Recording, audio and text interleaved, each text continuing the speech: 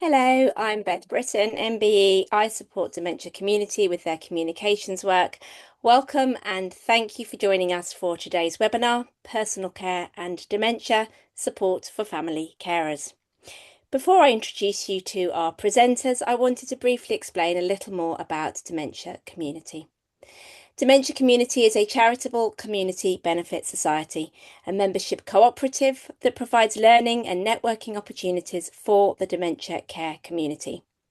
We are an independent voice and inclusive organisation aiming to help all of our members to feel connected, informed, inspired, empowered, purposeful and engaged in co-produced changes that improve everyone's experiences of dementia, both in care and in wider society. This webinar is just one example of the many ways in which we do this. Community members own a £1 community share in Dementia Community, and membership is open to everyone. So if you aren't already a member, do join us. You can use the QR code on your screen or the link in the chat to visit our membership page. If you are having any difficulties in joining Dementia Community, please do message me and I will try to help. I also have some notices to share with you before we begin the webinar today. So firstly, we have a date and venue for the 20th UK Dementia Congress.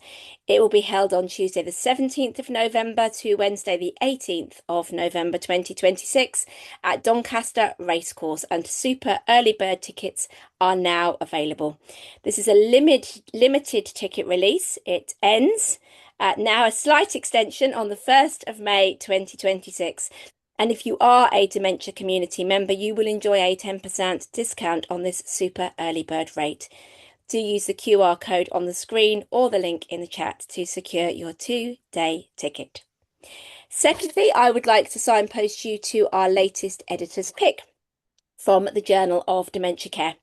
This is a free article chosen by the editor of JDC, shared to give you a taste of the content of the journal. Please do use the QR code on your screen or the link in the chat to read the article. Remember, if you are a member of Dementia Community, one of your benefits is a 25% discount to a subscription to JDC. So if you enjoy the editor's pick, do subscribe. And then finally, a thank you to the Unforgettable Foundation, who have kindly set up a GoFundMe page for Dementia Community's webinar programme. Our webinars are free to attend and we want to keep them this way to ensure access for all, but providing them does have cost implications for Dementia Community. This fundraiser is intended to help meet those costs, and if you would like to donate, please use the QR code on the screen or the link in the chat. Thank you. Now, just before the presentation, some very brief housekeeping to share with you. So, as you should already have been alerted to by Zoom, we are recording this webinar. Please use the chat for your questions. We will have a Q&A and discussion after the presentation, and we'll be keeping an eye on the chat. Afterwards, the recording of this webinar will go onto our YouTube channel, Dementia Community. So without further ado, let's get started on today's webinar. So our presenters for today, who are both from the Association for Dementia Studies at the University of Worcester, are Jennifer Bray, who is a research assistant, and Thomas Morton, research associate. Jennifer and Thomas, it's so lovely to have you with us. Jennifer, second time back for you on a webinar, so thank you very much for coming back. You're both very welcome, and over to you. Really looking forward to hearing from you. So, thank you very much. All right. Can everyone see the slides? Yes, Yes. good for me. Right. Hopefully, it should all be fine then. Right. Yes. Yeah. What we're going to do is, well, this is about the talk. It's about personal care and dementia support for family carers. And basically, what this is a research project that we did, which was looking into the experiences of people who were caring for someone with dementia, particularly around personal care, which generally, well, as we'll see, that's a contested term, but it generally means things like washing, going to the toilet, dressing, and things like that. But we're going to split this in two halves, really. I'll talk about the research itself for the first half, and then Jen will talk about the resources that have come out of that. So we have a range of guidance booklets, which people may well be very interested in. So yeah, I'll Hopefully these slides will move along. Okay. Right, so we're from the Association for Dementia Studies, University of Worcester, and this project was called, yes, Crossing the Line. We called it. It's providing personal care in the context of families affected by dementia. This was a study where we had a lot of collaboration from other organisations on it as well. So there's some of our partners you can see there. I won't name everybody, but it was yeah, and we also had a lot of input from members of the public who are family carers, producing the resources in particular, but all the way throughout the study, really. So it was quite a collaborative effort. What were we trying to do? Well, we were trying to gain a deep understanding of the experiences of family carers, as I say, and family is in the broad term that could be chosen family as well as well as biological family, relating to their provision of personal care to people living with dementia. It's an often hidden topic, and often family carers don't get to talk about their experience a lot as well. So we thought it was quite important. We use survey and interview findings to identify what could be put in place to better help family carers. And yes, we'll see that we did produce advice and guidance materials as well, for which could also be relevant as well to health and care professionals and staff as the family carers themselves. Now, as I say, what do we mean by personal care? Well, this is something that during the project itself we found was not as clear cut as maybe we thought that it was. So we were basically, we went in with the idea that it was quite a, I suppose, coming from healthcare, a kind of definition which was really around things like bathing and washing, cleaning teeth, going to the toilet and so on. But what we found during the project was that people really don't necessarily think in terms of that. But I'll get onto that later. But yes, it can cover a wide range of activities that someone may need help with, including getting undressed, looking after hair, skin and nails, help with eating and drinking, help with vision and hearing, and so on.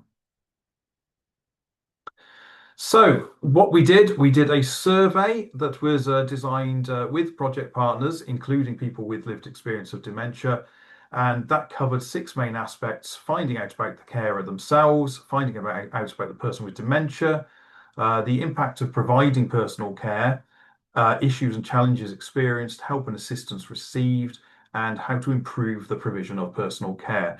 We had 304 responses, and 290 were included in the final analysis. That's only because you always get some responses that aren't fully complete, or things that maybe are duplicates and so on. So yeah, 290 usable responses there.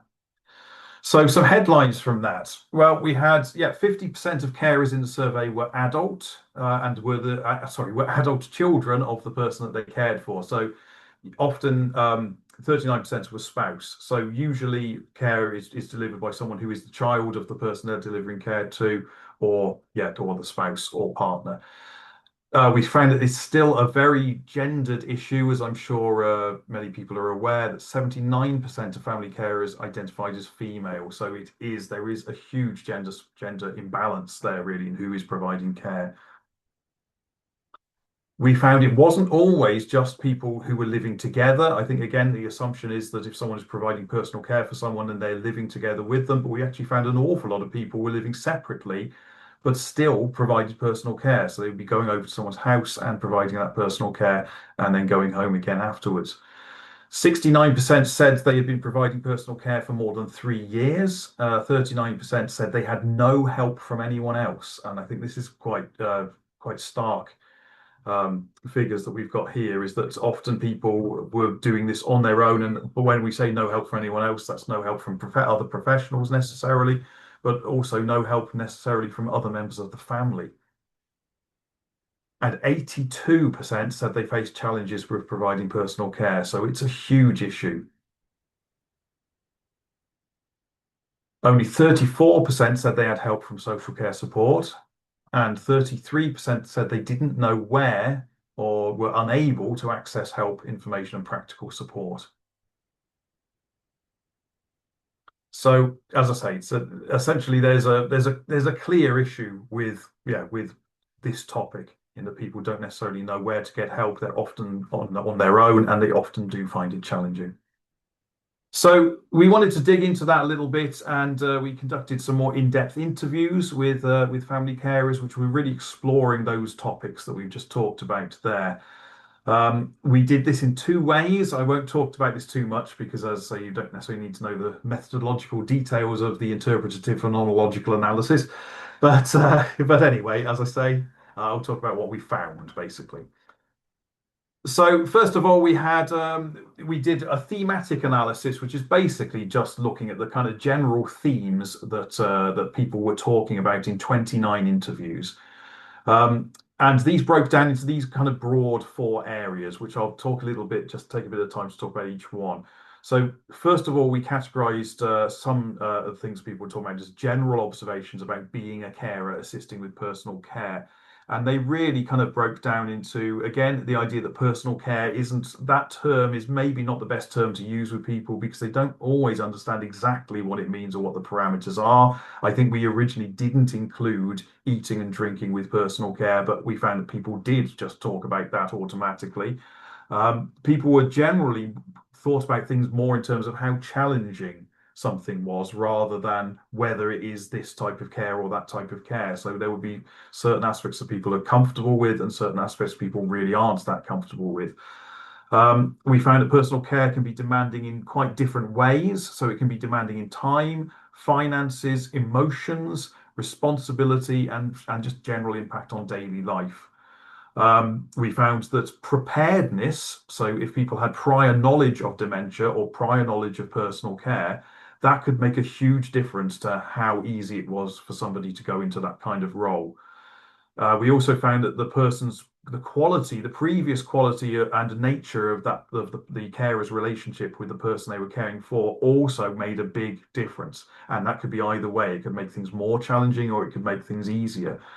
That was quite an interesting finding there. That's, yeah, as I say, is that people often, it's quite taboo and people often, don't talk about it. So we also looked at the second one. There is broad strategies that might people might use in assisting with personal care. I think one of the things that we found there was that well, people's approach to personal care really, if people approached it uh, with the attitude that they wanted to make it a better experience for everybody, then it would generally go better. And by which I mean some examples of that is using things like humor, playing music, singing together. I mean, these things are very, very personal to people. It's not everybody likes singing, not everyone likes music. People's sense of humor can be very different. But what you would often find is if it's someone who's quite close to the person they were caring for, they would know what this person would like or not like, and that could really, make things better. Supporting to people to continue their lifelong routines and personal preferences and beliefs was, again, could be really helpful. Um, so yeah, so really, one of the things we found mainly is that people really need to take time to work with the person to find out what's acceptable, what's not acceptable, and so on. And something we've heard again and again from carers was that time thing of slowing down and actually taking stock and understanding what works. If you just go in there thinking, right, we're just going to get this done as quickly as possible, that often didn't go very well. So, yeah, so getting help from health and social care services, this was it was not always easy to hear this because a lot of the time things weren't working particularly well with regards to people, getting help from, from formal services. People found that, so well, really, the one of the common themes was that the people felt that the onus was on them as the carer to engage with information and support and seek it out. And often they didn't really have the kind of, the emotional and physical kind of resources to do that. And that was something that could be really challenging, just adding an extra kind of a challenge to their lives. We found a lot of reports that support from care professionals it could be brilliant when it was there, but it was often inconsistent, unreliable, not quite what they needed at the time, not particularly person-centered. And there was often poor communication either between health and social care services or primary and secondary or healthcare or between services and the family. And this was sometimes it works brilliantly, sometimes it doesn't, and it could be a bit of a lottery. Um, and of course, the benefits of support services on offer need to be clearly explained. Sometimes there was the help there, but people just didn't understand what they were being offered or that they could access that service. We found that things like aids and adaptations and gadgets, which we'll talk about a little bit more when we talk about in the resources, um, they could be really good, but they needed again to be offered at the right time and be appropriate to that person and that person's environment in order to be useful. So finally, we have issues for carers in looking after their emotional and physical health and well-being. This was quite a major thing that we found really, because as we were talking to people in interviews, we found that a lot of carers had never talked about this topic, not just not with family and not with anyone for any professionals either. There's still a lot of stigma and shame around the topic. It can be very taboo. Um, and also people would generally, they've reported feeling an experience of kind of multifaceted, ongoing and overwhelming feelings of guilt around their caring role. And that, again, that's quite an interesting thing because when I say multifaceted, people would be feeling guilty about perhaps not having the energy or to do personal care or not wanting to do personal care. Then they might get angry about their situation or feel frustrated with their situation or even frustrated with the person they were caring for and then feel guilty about that. And so there's this kind of, and then also maybe feel guilty about the fact that if they had children, then they were spending more time looking after the person with dementia than with their children, and they would feel guilty about that as well. So there were these layers of guilt that people could feel, which is, it's hard to deal with. But on the flip side of that, we did find that carers did talk a lot about their pride and satisfaction in being able to support someone and provide personal care. And particularly, I mean, one of the things we heard again and again is for adult children that they would say they felt like they were giving back to their parents when their parents had looked after them. So it was a kind of natural cycle of things to some extent. So there were positives, and people did feel really proud that they could support somebody and help somebody when they were in need. We found that when the family unit, whether chosen or biological, when the family unit was united and supportive together, obviously everything worked a lot better. People would support each other, they could take it in turns. Where things really didn't work is where there was division in the family, and then health professionals might not know who they were supposed to be dealing with, and there may be all kinds of things, issues and challenges arising. But we found particularly as well that carers really needed to take breaks and find personally effective strategies to look after their own mental and physical health. And that could be formal or informal. A lot of times it's very personal to people, things that they would do just to take a little bit of time for themselves and to look after themselves really, because if they don't look after themselves, as we know, then they can't look after someone else. So there we go. So that was the thematic analysis. We also did something called an interpretative phenomenological analysis, which is essentially just another type of looking at the same data, really. Although here we selected just four of the interviews that we did, and we selected them really for how different they were and how rich they were and what people talked about. But it's a bit of a deep dive, really. Essentially, we just took a bit more time looking at it, and these are the themes that came out from that. So again, these reflect what I've just talked about, really. There was a kind of theme of people feeling either united or alone, how important the role of other friends and family is to someone who's caring for someone with personal care. There was also this one of she's here, she's safe. This is about respect and dignity. It's about person-centered care as well, as there was a lot of feeling with carers that actually they were the best person to be delivering that care because they understood the person they were caring for, and that person was in a safe place and so on. Whereas maybe if they were being cared for by somebody who didn't know them very well, then they wouldn't be getting as much respect, dignity, or person-centered care possibly. As I say, there was the conflicting emotions side of things. There was also feelings of being trapped or abandoned. People would have overwhelming feelings of responsibility that it was all on them, and there was no one there to help. That's something that we kept on finding as people said, there's no one there to help, they just don't care. Even though that might not be true, that was their perception of their situation. There was, yes, navigating the unknown, the fact that things are always changing. Again, as I say, plans and preparation, having a systematic approach, taking the time, we found was very effective in delivering more effective personal care.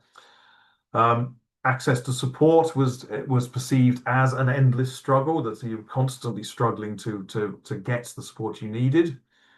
And yeah, as I say, this idea, it's difficult and they don't care. There was a lot of broken relations with professionals and a lot of lack of trust there, which is really sad to see, really. And finally, an identity issue of people thinking that they're trying to reconcile their life now with their life previously, and saying that they felt as if they lost some of their identity or their identity had changed. But ultimately, people would, there was a lot of positive in there as well. People coming out of the experience of caring, feeling like they had grown as a person and they'd actually had been resilient and got, and yeah, basically looked after someone and done a good thing, essentially. So that's essentially that. So I say that's the research. So yes, shall I hand over to you to talk about the resources, Jen? Yeah, so I mean, as you can tell from what Thomas has been talking about, we actually got a huge amount of findings out of the project. And our challenge now was to try and work out, or how do we turn these findings into something that is actually useful and supportive for people, family carers who are providing personal care. So to do this, we really got experts by experience and professionals involved in the whole process. So throughout the project, we had 3 co-production workshops where we brought people together, talked about the emerging findings as they were coming out, and actually what would be most useful to help support family carers to make sense of those findings and actually put them into practice in their own lives. And we didn't just come up with one output. We had 3 key types of resource that we developed through the project. So firstly, we had a series of booklets. We also developed some short films, and we created a website. And that's based on what people told us would be most helpful to them and what they wanted to get out of it. So the booklets, and I have got a couple of examples I can sort of show you on screen once I've stopped sharing the slides later on. But we've got a series of 15 booklets covering a whole variety of different topics around the broad concept of supporting someone living with dementia with their personal care. Because as Thomas said, personal care means different things to different people. So we didn't just want one booklet that tries to cover everything. The approach was more, okay, what are the particular topics that we can really focus down onto that are going to give people more help and support. And as I say, these were developed from the findings and with the experience of the people that were involved in the project.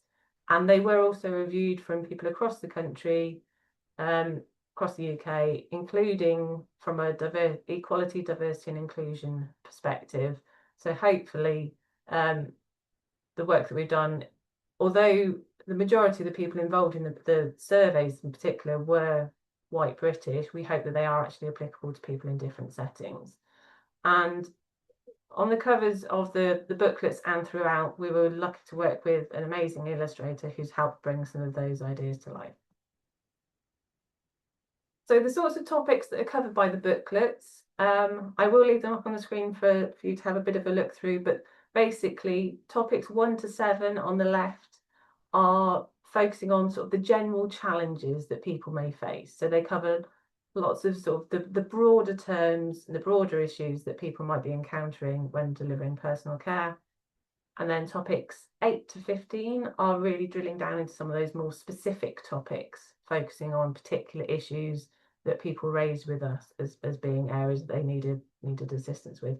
And as you can see, it goes far beyond just the normal, what you would think of in terms of, washing, showering and help with continence. It goes into a lot of different areas. And we also worked with family carers, people that we identified through our workshops and also people that we knew more broadly, who were willing to share their stories and experiences and very generously share them with us, as well as what they found useful and their own tips for, ideas that they put into practice when they were providing personal care, things that helped them and their family in those situations. And they do focus on the topics that are covered in the booklets. So we've tried to link it all together. And I've got a couple of short clips from some of those videos to share with you. So hopefully the technology will work. And the first one is from Di, who is one of our amazing PhD students, and she shared some brilliant insights into providing personal care for her mum, particularly around the toilet. Incontinence products can be helpful if the person will wear them. It took Mum 11 years to agree to wearing an incontinence pad, and even today she will take her pads out. So flushable wet wipes and towels are useful, particularly if you've got somebody who can't keep their legs crossed because you end up with more soiled clothing. Elasticated waistbands and Velcro are a godsend when you've got to get somebody's clothes and shoes off really quickly. And always have a change of clothes ready, because when somebody's standing there half naked in the cold, upset, frustrated, the last thing you want is to say, well, hang on a minute, I've got to go and find a change of clothes. You want to get them, on the toilet, clean and changed, and get back to what you were doing. You don't want them hanging about getting upset. And if you can think about the bathroom layout, try and plan for the future, because invariably there are going to be two people in there. You could be there with mobility aids. You could be there with all the other stuff that you need, and the clothes and the pads. So do think about how you can use that space. And I was at a conference last month, and there were several people with young onset dementia talking about their experience. And one chap said, I have just rearranged my bathroom and put in a bidet. And that was his strategy for how he was going to try and keep himself clean without having his wife getting involved too early. And I thought, well, that's great. That's a really good idea, something I wouldn't have thought about. And he was managing his strategy by thinking about his layout. And the second example that I want to share with you is from a family carer called Paul. Paul was involved in some of our co-production workshops. So some of the footage that we have of him talking about what helped him caring for his wife comes from those workshops. And he also very generously invited us to come and do some filming in his home so he could show us some of the products that he was actually using. So this is a slightly longer clip, but a short clip around teeth cleaning. And it does take a second to get going, so bear with. Going to the sink to brush teeth, it's a bit like she must be looking down a cavern or down a dark hole, because she grips the sink. And what she sees, I don't know, but to actually manage the process of toothbrushing is actually quite difficult. V-shaped toothbrushes. With this toothbrush, when I apply it over the teeth, it's just nice and gentle, backwards and forwards, and it takes the top surface off the teeth. This one particularly we use at night. This one is morning, and there are 3 sides to this. So when you apply that to the tooth and just apply a bit of pressure, it encompasses all 3 sides of the tooth. And gentle rocking backwards and forwards, and maybe slightly to the right or slightly to the left, covers all of the tooth and the top without having to do a significant movement in the mouth. Perfumed waste bags, because regrettably with the incontinence we do seem to be getting through quite a few of these at the moment, so a good supply of those, and we're getting through probably a roll of these a week. With Mediderma S, every time I change her pants or pads, and then she's been cleaned up, there are times when, if it's been necessary, I'll put her in the shower.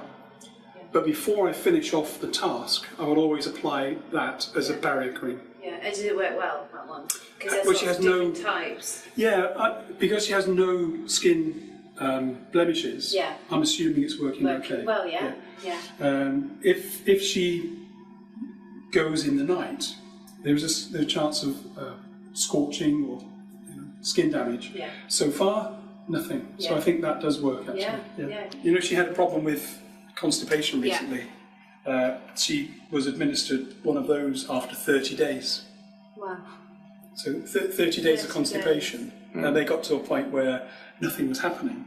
So despite the fact that we were using glycerins, it wasn't really getting anywhere. So they administered this instead, and boy, did that work.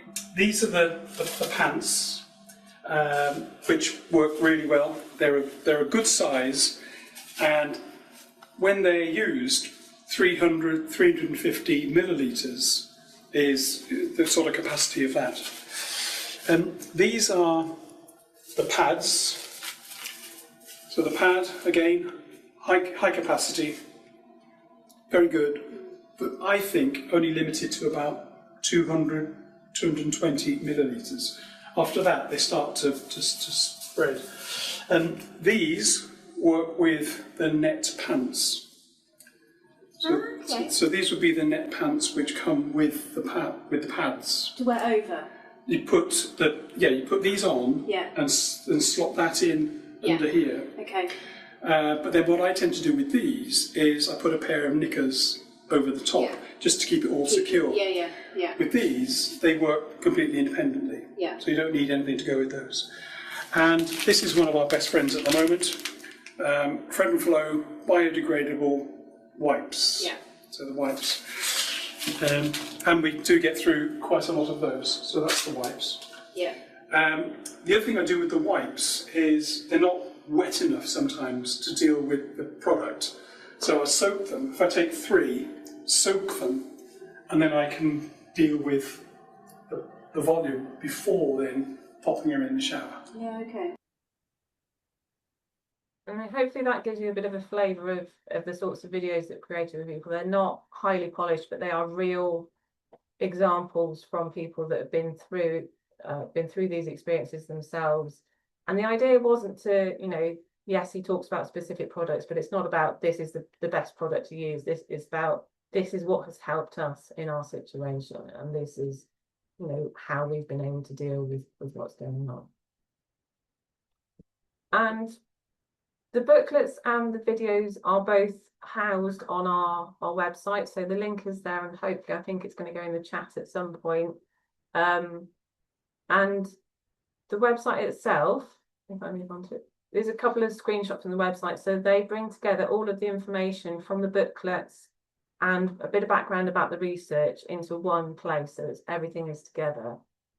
So we've got an A to Z of topics. So if you've got a particular thing that you're interested in, maybe it's around aids and equipment, because as Thomas said, you don't necessarily know what's out there or how to access it. You can click on aids and equipment and it will take you directly to the point on the website that speaks about that topic. There's a section that takes you to the general challenges. So those are booklets 1 to 7. That's the same topics covered by those booklets. And you can go directly to the topic that you're interested in. Similarly, we've got supporting someone with specific areas of personal care. So these are the links to booklets 8 to 15, sorry. So those are all the ones that link up with those particular booklets. And if you go into one of those pages, you'll find a link where you can download the booklet, and that's a printable version of the booklet if you want to do so. And it also tells you what's covered on each page. So you might be interested with personal appearance, but actually it's really the hair washing that's your particular interest. So you can jump straight to the section on hair washing. And those topics are the ones that are then cross-referenced in the A to Z. So hopefully it all links up and brings it all together in one place to make it easy to find what you're after. And so far, we've had a very good response to our resources. Across the range of the 15 booklets, we've sent out over 7,000 paper copies. We've had over 24,000 downloads of the booklets. We are in the process of getting Welsh versions on the website. They have been translated, and one booklet that we did as a test is actually currently available. I think it's booklet 8 around continents. I had slightly hoped that this would be a ta-da, they're all on there, launch. event, but unfortunately they're in the final stages of being checked to make sure the Welsh language translations are accurate and applicable across Wales, because apparently the translations in North Wales and South Wales can be slightly different. So we've got to make sure that we're not offending anybody by going with one area over another. But as soon as those have been, the final checks have been made, they will be available on the website as well. But as amazing as the reception has been to our resources, we know that there are still a huge number of people out there in terms of family carers who aren't getting the support that they are longing for. There's still a long way for us to go. One of the things we would like to be able to do is to measure the impact that the booklets are having, because it's, you know, it's all very well for us to do the research, create the booklets and go, yeah, loads of people are accessing them, but actually, are they making a difference in people that have actually downloaded the booklets or got hold of a copy? And it'd be great to know who we've managed to reach so far. So, you know, are there particular groups that we haven't quite made inroads into? How can we reach that wider audience to get the resources out there? And maybe that's going to involve translating the resources into different languages, maybe different formats. Maybe we need to do sort of a bit more around the video side. But unfortunately, as with most things, it does all come down to a question of funding. But it's always nice to get some of the feedback from people who've used resources. So there's a quote here. So it's probably one of, if not the best publication that we've come across. And there's another quote there that I'll leave up for you to read. But if anyone has already used the resources, we have a survey that's available. So if anyone wants to share any feedback that you know, what they've done after using the resources, particularly the booklets and the videos, then we really love to hear from people. So if you know of anyone that's used the booklets or any of the wider resources, feel free to share that with them. So I think that's us. So I shall stop sharing our screen and come back to the group. So firstly, Jennifer and Thomas, thank you so much. That was incredibly interesting. Now we know at Dementia Community that this has been a big topic for a lot of people for a long time. So obviously you've talked quite a bit about continence and using the toilet. We actually did a standalone webinar on that last year. And we know, and I totally see what you're saying, that the taboo, the shame, the stigma that people still feel around this, I think that really echoes a lot of what we hear. So I'm really delighted to have been able to hear from you both and to find out about your resources. There are lots of comments in the chat, which we're going to get to. I think quite a few of them you've actually covered on your next steps, but we will go through to make sure that everybody has a chance to have their question answered. Some of the things that really struck out for me, I think the statistic on the amount of people not living together, Thomas, that you shared.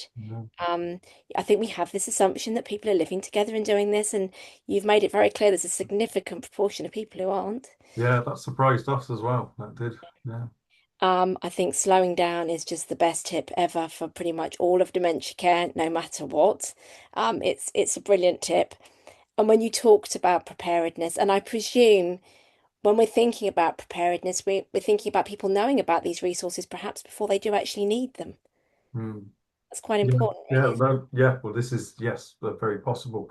But I think I say when we preparedness can be two things. It could be people who know about or have some knowledge of dementia and living with dementia, but also knowledge of personal care. And we found both things. They weren't necessarily related. Some people might have a background in social care, but didn't know anything about dementia at all. But because they had that background in nursing or social care, they were able to just kind of, but interesting. But yes, I think certainly information being out there and more widely available, and more visible to people, I think is a big part of that preparedness. Yeah.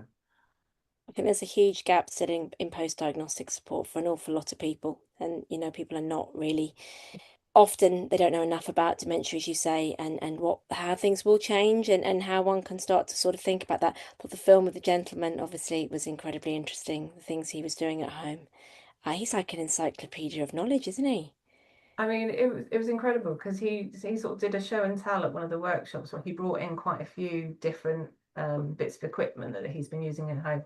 And you could see even the professionals in the room, they were going, oh, I've never heard of that. And you could see them making notes and going, all right, I'm going to go away and remember that. So, yeah, and it does feel a bit like it shouldn't be up to the individual to find out about these Yeah, resources. he's done his research, hasn't Yeah, he? I'm presuming yeah, nobody held his hand to find all that out. You just obviously he worked with you guys, but nobody had he just done that research himself. yeah. Yeah, which is amazing, and some people are incredibly resourceful. And I think before we get to the questions, just one other thing I wanted to pick up on. Obviously, we talk about the taboo and the stigma, but the proud to help. I think was also very interesting that there is a pride in it. And I remember supporting my dad who had dementia, that actually to be able to make him look smart, to give him one of my pretty awful, shocking shaves, which were not good. I never mastered a razor well. I cut him almost every single time, poor man, but he kind of lived with it. I wasn't great at it. I would do his hair, massaging cream into his skin because he got really dry skin, lots of things like that. And there is, it's hard, but there is, I agree with what the findings that say there is a pride in it as well. And for all the struggle, and there's no denying there is huge struggle, that there are those little moments as well. Right, enough of me rambling on because everybody wants, there's lots, the chat's been busy. I was going to say, before we get onto the questions, I promised that I would share one of the booklets, and it is a little A5 booklet, and probably not going to see much of it, but just to give you an idea, so within the booklets we have some of the illustrations I was talking about. This is a page of top tips, so it's not just this is what you might encounter, it's actually practical tips to help you. And the bits in blue boxes are quotes from the research that really illustrate the points that are being made. So it's sort of and on the back of each there's the list of the whole series of booklets. So if you come across one, it gives you the link into all of them. Amazing. You very kindly gave me a set of these when we I last do. saw each other. And I know that's now going to probably elicit a comment in the chat, which people are going to be saying, are there more printed copies available or have you run out of them? We do still have some. It's not an unlimited supply, unfortunately. But if people would like to get in touch with us, we will do our best to see how many we can share with people. But yes, and currently there is no cost. The initial print run was done as part of the project, so that was fully funded, and we can send them out for free to you, so you don't have to pay for them. Can't Fantastic. promise that going forwards that will still be the case, but currently, if you get Get it in quick. Yeah, get your rush into Jen and Thomas before the end of the end of the day. Just yeah, if you'd like a copy, I think that's just an amazing resource. Right, okay. So first and foremost, Nigel, and I know there's another question from Nigel further down, so we'll get through these in order. So, are the results of the research available online for free? If so, a URL, please. Is it on the Caring Help website, the one that you? I'm not sure we do have a lot about the results of the research itself, do we? It's more the website is more about the resources. Yeah, so it has a bit of background to the research. There are currently a few journal articles in progress. So once those are published, they will be added Yeah, to the there'll be a link on the website once published. We have basically we've got multiple research papers that we're still writing or in various stages of the survey we have. There is one that's going to be published on the survey, isn't there? No, or is it? not it's still quite, in. not quite. Okay. Fingers crossed. Okay. Okay, and whereas on the kind of qualitative stuff, we've got two papers. We've got one on the thematic analysis, and one on the IPA.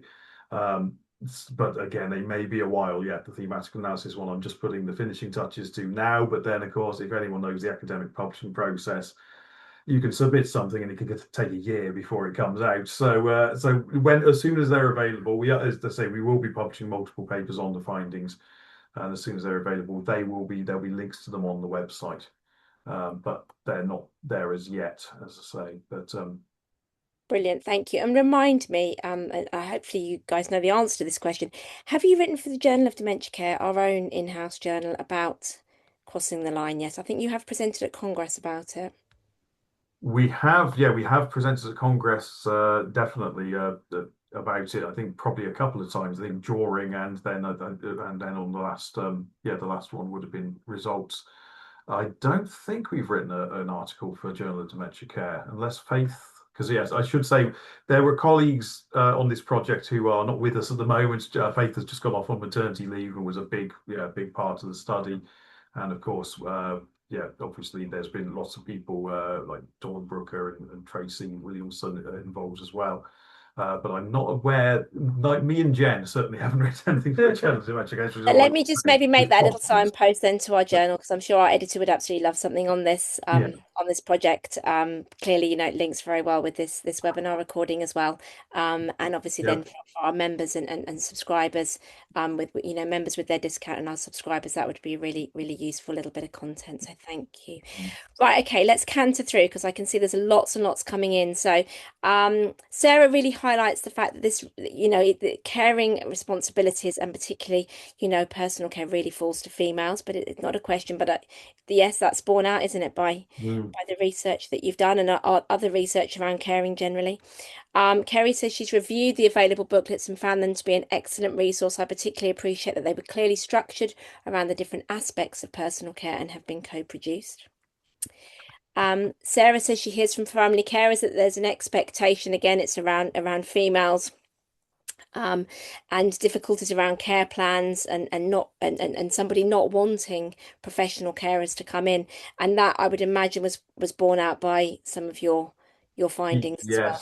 Yes, I did mention a lot about that, but that was one of the things under general, the general findings was there were issues around, the person with dementia not wanting to accept help, of course, which is, and again, it's about understanding for that person's perspective, but there's a lot of challenges around that.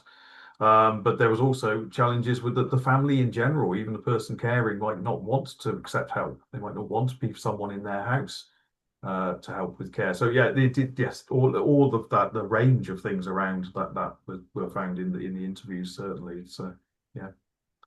Super, thank you, Thomas. And Kerry kind of backs it up by saying that actually building trust between carers and individuals, professional carers and care and support packages, etc., is incredibly important. And a bit of advice there to begin with a very small care package. It's that kind of planning for the future kind of idea, isn't it, as to what that can look like for people rather than waiting until you're really in a crisis, Yeah, crisis and position. we did have. I mean, the one thing that stands out is it's one of the interviews where they were saying that they had someone who would come along, a professional who would come in to deliver care, and there was one of these professionals who their mother would accept, and then the others were just like no, and so it was all to do with the approach and the kind of like the personality, and so there is a lot around that, like the way that someone's approached if they gel with the person who's receiving the care or not can make all the difference, and that is so it's that person-centered thing.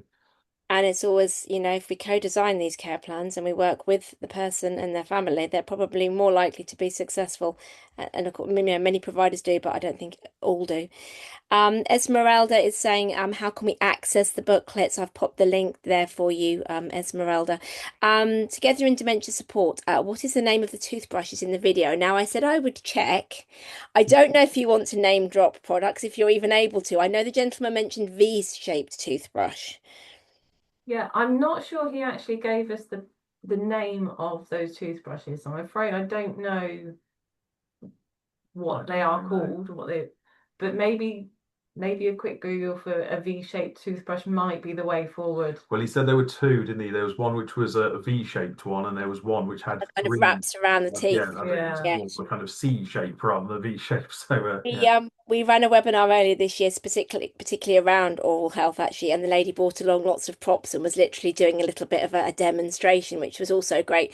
And she also showed us, a variety of products that didn't particularly endorse any of them. So I will pop a link in the chat for that webinar as well, because alongside what the gentleman shared today, that's also got some tips and advice. Certainly one of the things I recall hearing there is looking at toothbrushes for autistic individuals can be very helpful because they're often adapted to, for people with disabilities anyway, so could help with somebody with dementia. Nigel says, did you test out the booklets and the films in the wild? So basically, were they used in people's home, or is that, I think, in your next steps that you really want to do that? I think as part of the process of developing them, we did share sort of as we were developing them and sort of saying this is what they might look and feel like, we did share them with members of the group that we worked with. So although they didn't necessarily take them home and use them in the wild in that sense, they did get to see what they would look like and say, actually, you know, maybe think about doing There this were- differently. And Yeah, I mean, differently. I suppose, yeah, hasn't been a kind of like, once the final things are done, let's now see how they work. We didn't do that as such, but in developing them, there was a lot of change that happened during that process. So, you know, you'd have like a kind of pilot booklet, and then that would go out to people, and they just go, no, I don't like that, and it would come back, and you'd They get were it. very honest during the Yes, process. there was a lot of quite candid feedback on what not to do in these booklets. So it was, yeah, but no, one thing we did want to do more of really was, particularly, we wanted to try and see how the booklets kind of played with different kind of audiences, you know, different kind of obviously different populations. That's one thing that we would like to see. Who are they reaching, and whether, you know, people from different diverse backgrounds would get on with them or not. So that's one thing we wanted to do more of, if we can kind of like Unfortunately, arrange for that to happen. Yeah. it's always that thing that the funding we had for the project was to get to the point of developing the Yeah, resources, it's long not gone the now. So that's so we're way past end of project time now. If you happen to be a funder on this call today or watching on the recording, please get in touch with Thomas and Jennifer, because clearly there's a huge demand for this, and a lot of people would like a lot more from this project than already what is brilliant and out there. Okay, so someone's saying, are we okay to share the website details with our unpaid carers? I would say yes, absolutely. Yes. Please, Please Yes, do please. share. As many people as you can. Share. Absolutely. Another question from Nigel. How did you deal in the research with differences, different ethnic communities, and how poverty impacted? And I think you're really kind of saying you haven't managed to do that fully as you would like to at this point. Well, maybe not as much as we'd have liked to, but we did certainly, as I say, in the interviews, certainly there were people from different ethnic backgrounds in the interviews. I mean, I must say, I mean, obviously, when we did things like the IPA, for example, that is very specific to the person and their situation. So there were certain things that came out. They may not have been kind of like, because obviously that was for the individual interviewee. So obviously, when we were doing our kind of final overall results, we didn't really distinguish specific background circumstances in that kind of fine-grained way. It would be good to do more of that, really. But there were certainly, yeah, we just certainly did encounter some issues which were probably culturally specific.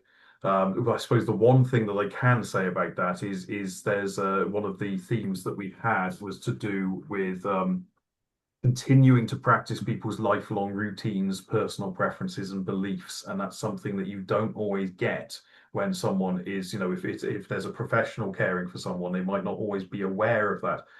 In a prime example that I can think of is for example, someone who had never, as part of their background, ever had a shower. They would always, you know, they would basically use a jug of water. And so, of course, if you're going to then suddenly come in and just push someone into a shower and start washing them like that, they're probably not going to like that, and that's probably going to be alien to them and strange, and it's going to feel, you know, it's not going to feel dignified. So it's like, it's a small thing, but you think if you can just do things as people would have done them during their lives, using, and particularly one of the things we found is using products as well, things like products or familiar objects for that would help an awful lot. So if people are, you know, if people have a particular routine around bath time, getting dressed, or anything like that, then as much as you can, learn what that is and stick to that, as opposed to trying to do things differently, because it's not just, I mean, it's partly, it is people's own dignity, but it's not just that. It's also, it will make it easier for you as well as the person delivering it, and everyone will have a better experience.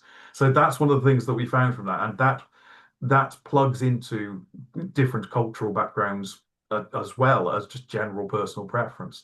So it's something that we found is that, and that was one concern that somebody had, particularly over their mother who was from a South Asian background going into a care home, where they said, well, they're not necessarily going to understand her background, and it's and again, there's assumptions made that, oh well, they have members of staff who are South Asian. They said, yeah, but they may be from a completely different South Asian culture, a different part of South Asia, and still not understand her. So it doesn't, you can't make that assumption. That's so.